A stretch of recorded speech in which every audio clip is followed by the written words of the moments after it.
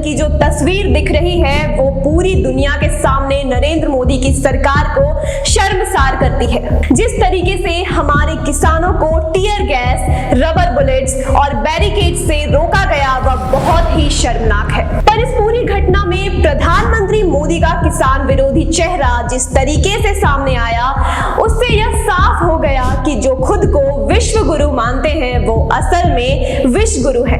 भारत एक इकलौता देश नहीं जहां किसान आंदोलन हो रहे हैं। फ्रांस, जर्मनी, नीदरलैंड्स और स्पेन जैसे देशों में भी किसान कई महीनों से अपने हक के लिए लड़ रहे हैं। वहां के किसान भी इसी तरीके से ट्रैक्टरों और ट्रकों द्वारा अपना आंदोलन चला रहे हैं। पर विदेश में और भारत में हो रहे किसान आंदोलन में फर्क सिर्फ एक है। फर्क है वहां की सरकारों के संवेदनशील रवैये और हमारी पुलिस और मोदी सरकार के क्रूर रवैये में। फर्क है जिस तरीके से अन्य देशों में और भारत में हो रहे किसानों के आंदोलन को संभाला जा रहा है।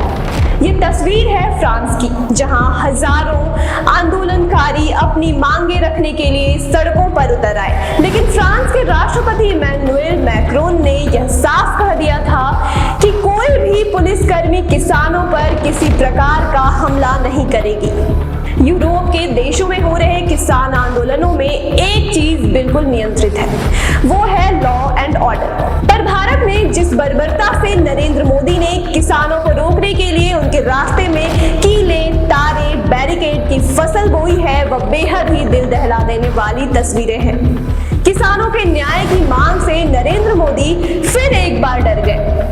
मोदी के मन में डर इस कदर फैल गया कि किसानों की आवाज को दबाने के लिए भारत के इतिहास में पहली बार आंसू गैस के गोले गिराने के लिए ड्रोन का इस्तेमाल करने पर वे उतर आए। याद रखिए कि यह बर्ताव कोई पाकिस्तान या चीन के आतंकवादियों के साथ नहीं बल्कि हमारे देश के अन्नदाताओं के साथ किया जा रहा है।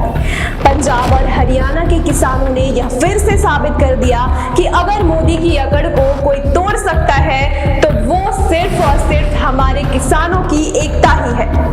किसानों की आवाज को दबाने, न्याय की आवाज उठा रहे लोगों को डराने की मोदी की हर साजिश नाकाम होगी। अन्नदाता के हक की इस लड़ाई में जीत एकता की ही होगी और हार मोदी की तानाशाही की।